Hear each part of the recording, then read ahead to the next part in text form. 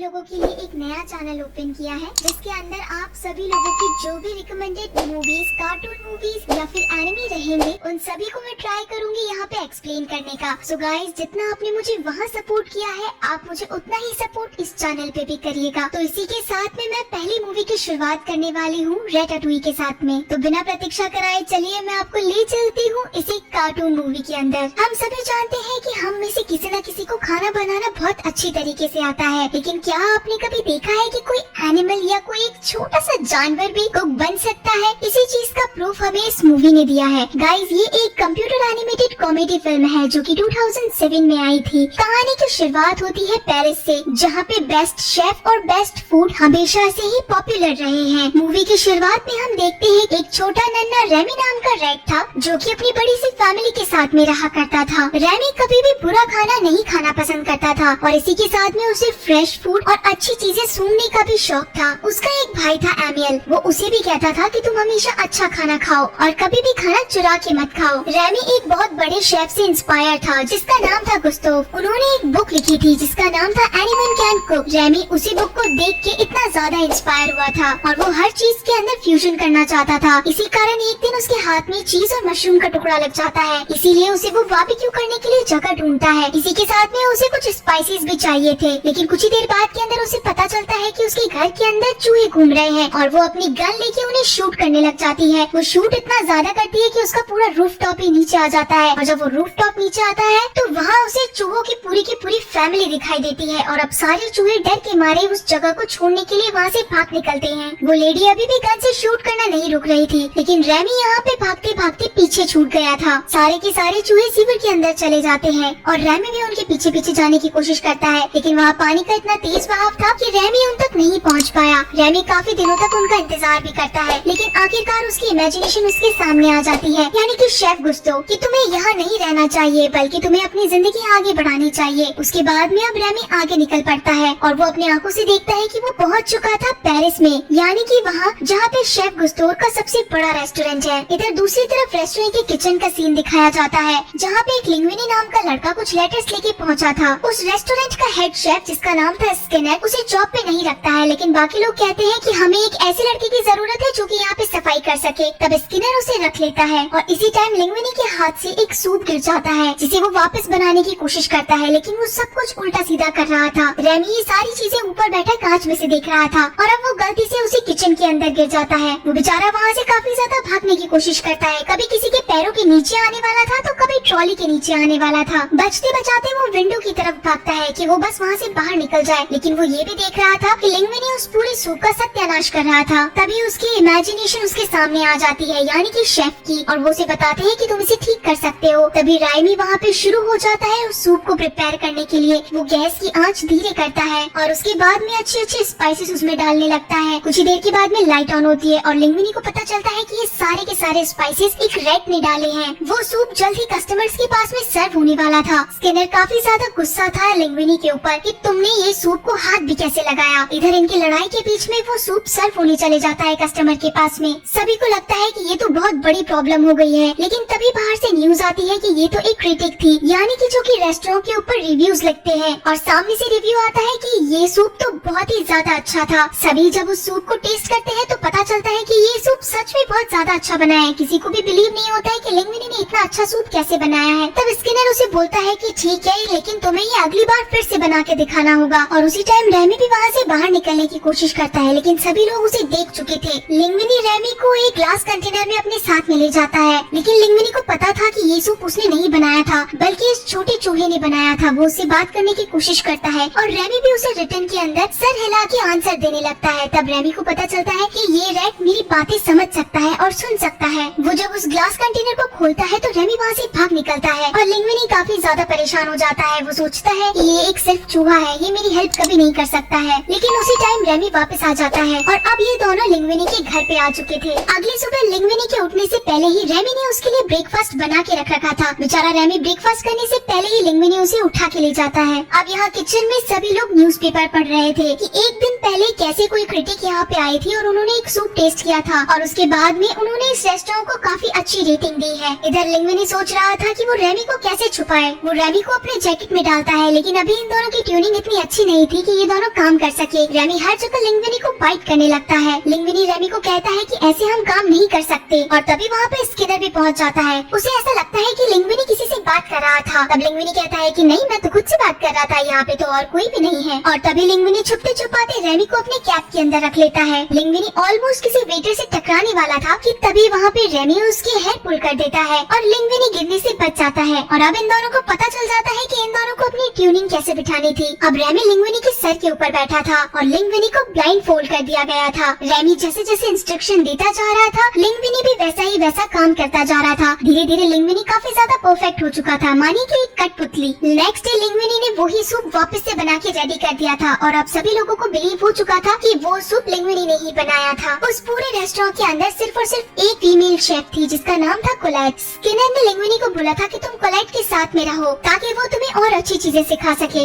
एक दिन स्किनर अपनी सारी लेटर ऑफिस में बैठ के पढ़ रहा था और तभी उसके हाथ में वो लेटर लगा जो कि लिंग्विनी ने उसे दिया था। वो लेटर देख के स्किनर ऑलमोस्ट पागल हो चुका था क्योंकि उस लेटर में लिखा था कि लिंग्विनी गुस्ताव का बेटा है। अब लिंग्विनी अपने लॉयर को बुलाता है और उसे सारी बात समझाता है। तब वो लॉयर कहता है कि हो सकता है ये बात सच नहीं हो लेकिन इसे प्रूफ करना जरूरी है। तब लॉयर वहाँ से शेफ गुस्ताव का एक हेयर ले जाता है डीएनए टेस्ट के लिए। इधर कॉलेट लिंग्विनी को किचन में रहने वाले सारे एटिकेट सिखाती है। वो बताती है कि इस रेस्टोरेंट में काम करने वाला हर एक इंसान अलग फील्ड से आया है। किसी ने यहाँ पे जेल काट रखी है तो कोई अंडरवर्ल्ड से आया है। हम सभी गुस्ताव को फॉलो करते हैं क्योंकि उन्होंने ही कहा था एनीवन कैन कुक। यहाँ रेस्टोरेंट के अंदर धीरे धीरे स्पेशल ऑफर्स की डिमांड बढ़ने लगी थी, यानी कि लोगों को अब पुरानी डिशेस की बजाय कुछ नई डिशेस चाहिए थे। और अब स्किनर इसी कारण लिंग्विनी को आगे कर देता है कि तुम्हें बहुत शौक है ना फ्यूजन करने के, तो चलो अब तुम्हें ही कुछ न कुछ नया बनाना पड़ेगा। कोलेट और लिंग्विनी कुछ नया बनाने की ट्राई कर रहे थे लेकिन उसी समय रेमी उस डिश के अंदर कुछ चेंजेस कर देता है, यानी कि उसका सॉस चेंज कर देता है। कोलेट जब वो सॉस उस डिश के ऊपर डालने वाली थी कि तभी वहाँ पे रेमी ने जो सॉस बनाया था वो लिंग्विनी के हाथों से उस डिश के ऊपर डलवा देता है और वही सॉस अब कस्टमर के पास में जाके सर्व हो जाता है। सभी को फिर से बहुत बड़ा डाउट था कि आखिर ये कैसा बना होगा, लेकिन फिर से एक बहुत बड़ा मिरेकल हो जाता है। सभी लोगों को वो डिश काफी ज्यादा पसंद आने लगती है और एक के बाद एक इस स्पेशल डिश की काफी ज्यादा डिमांड बढ़ जाती है। कोलेट को लगता है कि अब लिंग्विनी को उसकी जरूरत नहीं है क्योंकि लिंग्विनी काफी अच्छा खाना बनाने लग गया था। स्किनर को डाउट था कि लिंग्विनी कभी भी इतना अच्छा खाना नहीं बना सकता है, इसीलिए एक दिन वो उसे अपने साथ में ऑफिस में बिठाता है और उसे खूब सारी वाइन पिलाता है और पूछता है कि आखिर तुम ये सब काम कैसे कर लेते हो। लिंग्विनी स्किनर को कुछ खास बातें नहीं बताता है और इसी की सजा बेचारी लिंग्विनी को मिलती है कि उसे पूरा का पूरा किचन साफ करना था। यहाँ रेमी किचन के बाहर निकलता है तो वो कुछ शैडो देखता है और वो शैडो और किसी की नहीं बल्कि उसके भाई इमाइल की थी। वो दोनों आपस में मिलकर काफी ज्यादा खुश हो गए थे। इमाइल रेमी को कहता है कि तुम्हें वापस से हमारे साथ चलना चाहिए, सभी ने तुम्हारा बहुत ज्यादा इंतजार किया था, हम सबको लगा था कि हम तुम्हें खो चुके हैं। और अब रेमी वापस से अपनी फैमिली के पास में जाता है जहाँ पे उसकी वेलकम के लिए एक पार्टी रखी गई थी। रेमी के फादर उसे समझाते हैं कि इंसानों से हो सके तुम उतना ज्यादा दूर रहो, तुम जैसा समझते हो ये उससे भी ज्यादा बुरे होते हैं। तो रेमी ये बात मानने से मना कर देता है। वो बोलता है कि इंसान इतने भी बुरे नहीं होते हैं। तब रेमी के फादर उसे एक ऐसी शॉप पे लेके जाते हैं जहाँ पे काफी ज्यादा पेस्टिसाइड रखे हुए थे और इसी के साथ में चूहों को पकड़ने वाले पिंजरे और बहुत सारा वेनम भी रखा हुआ था। रेमी ये सारी चीजें देख के काफी ज्यादा परेशान हो चुका था कि हो सकता है शायद इंसान इतने ही बुरे हों। अगली सुबह रेमी जब किचन के अंदर पहुंचता है तो वो देखता है कि जल्द ही किचन ओपन होने वाला है, लेकिन अभी भी यहाँ पे लिंग्विनी नशे की हालत में सो रहा है और वहाँ पे अब कोलेट भी पहुँच चुकी थी। रेमी काफी ज्यादा कोशिश करता है कि वो लिंग्विनी को होश में ला सके, उसके हेयर पुल करता है लेकिन फिर भी अभी तक लिंग्विनी होश में नहीं आया था। जब लिंग्विनी कोलेट की बातों का जवाब नहीं दे रहा था तो कोलेट लिंग्विनी को एक कस की चाटा लगा देती है। इसी कारण लिंग्विनी अब होश में आ जाता है। कोलेट कहती है कि अब तो तुम स्किनर के काफी ज्यादा चहीते हो चुके हो, तो अब तुम मुझसे क्यों बात करोगे। लिंग्विनी उसे समझाने की काफी ज्यादा कोशिश करता है लेकिन कोलेट काफी ज्यादा गुस्से में थी। लेकिन आखिरकार इन दोनों की बात बन जाती है और वो दोनों वहाँ से निकल जाते हैं। इधर यहाँ पे पेरिस के सबसे बड़े क्रिटिक्स के पास में इन्फॉर्मेशन आती है कि गुस्ताव के रेस्टोरेंट के रेटिंग वापस से बढ़ने लगे हैं। वहाँ पे वापस से जायका आ चुका है और लोग वहाँ की डिशेस पसंद करने लगे हैं क्योंकि गुस्ताव की मौत का कारण ईगो नाम के क्रिटिक्स के सिर्फ और सिर्फ एक लेख के ऊपर ही थी, क्योंकि ईगो नाम के क्रिटिक्स ने एक काफी बुरा रिव्यू लिखा था। गुस्ताव इस दुख को बर्दाश्त नहीं कर पाया था और इसी कारण उसकी डेथ हो गई थी। यहाँ स्किनर को लॉयर के थ्रू पता चलता है कि लिंग्विनी गुस्ताव का ही बेटा है, यानी कि इतने बड़े रेस्टोरेंट का मालिक लिंग्विनी ही है। यहाँ रेमी काफी ज्यादा अकेला फील करने लग गया था क्योंकि लिंग्विनी ने काफी दिनों से उससे बात नहीं की थी और अब रेमी को लगा था कि बाकी इंसानों के जैसे ही लिंग्विनी भी था और इसी कारण वो अब अपनी फैमिली का पेट भरने के लिए किचन में से चोरी करने के लिए गया था, लेकिन उसके पास अभी की की नहीं थी। वो की ढूंढने के लिए जब स्किनर के ऑफिस में जाता है तो उसे पता चलता है कि ड्रॉर के अंदर गुस्तोस का विल रखा हुआ है, और उस विल के अंदर जब वो पढ़ता है कि लिंग्विनी ही उनका बेटा है और असली वारिस भी है इस पूरी प्रॉपर्टी का, तो वो ये डॉक्यूमेंट्स उठा के वहाँ से भागने लगता है। स्किनर को पता चल चुका था कि उसके डॉक्यूमेंट चोरी हो चुके हैं। वो रेमी के पीछे काफी दूर तक भागता है, लेकिन रेमी उसके हाथ में नहीं आता है, और आखिरकार अब ये डॉक्यूमेंट पहुँच चुके थे लिंग्विनी और कोलेट के पास में, और स्किनर को धक्का देके उस पूरे रेस्टोरेंट से बाहर निकाल दिया गया था, क्योंकि वो लिंग्विनी की पूरी प्रॉपर्टी खुद के नाम करना चाहता था। यहाँ पे दिन ब दिन लिंग्विनी काफी ज्यादा फेमस हो चुका था, क्योंकि अब सभी को पता चल चुका था कि गुस्तोस का एक वारिस भी है, और इसी सब नेम फेम और इंटरव्यू के बीच में पहुँच जाता है ईगो। ये वही क्रिटिक है जिसने पहले भी एक रिव्यू लिखा था, और अब वो लिंग्विनी को कह के जाता है कि मैं नेक्स्ट इवनिंग यहाँ पे फिर से आऊंगा, और उम्मीद करता हूँ कि तुम मुझे ना उम्मीद ना करो। यहाँ पे लिंग्विनी भी अब राइमी पे आखिरकार चिल्ला देता है और उसे बोलता है कि अब मुझे तुम्हारी जरूरत नहीं है, तुम यहाँ से जा सकते हो। और इस कन्वर्सेशन को देख लेता है स्किनर, और उसे अब प्रूफ हो ही जाता है कि इन सब के पीछे एक चूहे का हाथ ही था। राइमी को ये बात इतनी बुरी लगती है कि अब वो गुस्से के अंदर आके अपनी पूरी की पूरी फैमिली को ले आता है किचन के अंदर चोरी कराने के लिए, यानी कि खाने की चोरी। लेकिन ये चोरी करते समय लिंग्विनी उसे देख लेता है और वो सारे के सारे चूहों को वहाँ से भगा देता है। अब वो दिन आ गया था कि इवनिंग के अंदर ईगो आने वाला था गुस्तों के रेस्टोरेंट की वापस से रिव्यू देने के लिए, लेकिन स्किनर ये सारी चीजें अच्छी नहीं होने देता है। वो राइमी को एक पिंजरे के अंदर पकड़ लेता है। यहाँ वेटर अब ईगो के पास में जाता है ऑर्डर लेने के लिए। तब ईगो कहता है कि मुझे कुछ नया चाहिए, ऐसा जो कि तुम्हारे इस बुक के अंदर ना हो। इधर राइमी उस पिंजरे के अंदर बैठ के सोच रहा था कि अब सब कुछ खत्म हो चुका है, अब कुछ भी अच्छा नहीं हो सकता है, लेकिन तभी वहाँ पे राइमी की फैमिली आ जाती है और उसे बचा लेती है। किचन के अंदर सभी शेफ अब लिंग्विनी से पूछने लगते हैं कि आखिर वो सूप तुमने कैसे बनाया था, या फिर और कोई भी डिश तुमने कैसे बनाई थी। सभी लिंग्विनी पे इतना ज्यादा फोर्स करने लगते हैं कि तुम्हें बताना ही पड़ेगा कि आखिर ये सारी चीजें तुमने कैसे करी थी। लिंग्विनी एक शेफ नहीं था, इसलिए उसे किसी भी चीज का जवाब नहीं पता था, और उसी समय वहाँ पे राइमी पहुँच जाता है लिंग्विनी की हेल्प करने के लिए। सभी जैसे ही उसे मारने के लिए पहुँचने वाले थे कि लिंग्विनी आगे आ जाता उसे बचाने के लिए। वो सबको बताता है आज तक जितनी भी मैंने चीजें बनाई है उन सब के पीछे ये छोटा सा रेट ही है। तुम सब लोगों को बिलीव नहीं होगा, लेकिन इसी ने ही सारी डिशेस बनाई है। सभी लोग लिंग्विनी से काफी ज्यादा डिसअपॉइंटेड थे, क्योंकि पहली बात तो लिंग्विनी ने झूठ बोला था कि उसको खाना बनाना आता है, और दूसरी बात उसने एक चूहे की मदद ली थी। सभी लोग उसका रेस्टोरेंट छोड़ के चले जाते हैं। अब ना तो वहाँ पे कोई शेफ था, ना ही वहाँ पे कोई वेटर था। पूरे रेस्टोरेंट के अंदर खूब सारे गेस्ट बैठे थे। इतने रेमी के पास उसके फादर आके बोलते हैं कि हो सकता है हम सारे लोग यहाँ पे कुक नहीं हैं, लेकिन तुम हमें बता सकते हो कि हमें खाना कैसे बनाना है। और उसी समय वहाँ पे हेल्थ इंस्पेक्टर आ जाता है। राइमी सबसे पहले कहता है कि सबसे पहले तो इसे पकड़ो। अब सारे के सारे चूहे सबसे पहले खुद को क्लीन करते हैं, वो स्टीम लेते हैं ताकि वो एकदम से फ्रेश हो जाए। और अब यहाँ पे एक वेटर की जरूरत थी। लिंग्विनी खुद ही यहाँ पे वेटर बन जाता है, सबके ऑर्डर लेने लगता है। और अब पूरी किचन के अंदर कोई शेफ नहीं था, बल्कि हर जगह चूहे थे जो कि खाना बना रहे थे। कोलेट वहाँ पे लिंग्विनी की मदद करने के लिए फिर से पहुँचती है, और वो देखती है कि हर जगह यहाँ पे चूहे कुकिंग कर रहे हैं। वो राइमी के पास जाते हैं और पूछते हैं कि तुम आज ईगो को कौन सा खाना खिलाने वाले हो। तब ईगो वहाँ कहता है राटाटोई। रेमी वो डिश प्रिपेयर कर देता है, और अब टाइम था जब ईगो को ये डिश सर्व होने वाली थी। ईगो जैसे ही वो डिश खाता है, मानो कि वो वापस से अपने पुराने टाइम के अंदर चला जाता है, क्योंकि वो एक फार्मर फैमिली से बिलोंग करता है, और ये डिश एक फार्मर डिश थी। ईगो ये डिश खा के काफी ज्यादा इम्प्रेस था, और वो अब शेफ से मिलना चाहता था। तब लिंग्विनी और कोलेट बोलते हैं कि अगर आपको शेफ से मिलना है तो आपको रुकना पड़ेगा जब तक सारे गेस्ट यहाँ से चले ना जाएं। पूरा रेस्टोरेंट खाली होने के बाद में अब ईगो मिलता है इस डिश के शेफ से, जो कि था राइमी, यानी कि एक छोटा चूहा। नेक्स्ट डे ईगो का रिव्यू आता है, जिसके अंदर लिखा था कि गुस्तों की बात आखिर में बिल्कुल सच थी कि एनीवन कैन कुक। मैं यहाँ पे पेरिस का सबसे शानदार शेफ इसी को मानता हूँ जिसका खाना मैं कल खा कर आया हूँ। लेकिन इतना सब कुछ होने के बाद में हेल्थ इंस्पेक्टर ने उस रेस्टोरेंट को सीज कर दिया था, और इसी के साथ में ईगो की जॉब भी चली गई थी, क्योंकि उसने एक चूहे के ऊपर रिव्यू लिखा था। लेकिन अंत भला तो सब भला, लिंग्विनी ने फिर से एक रेस्टोरेंट ओपन किया था, जिसका ओनर और कोई नहीं बल्कि राइमी था।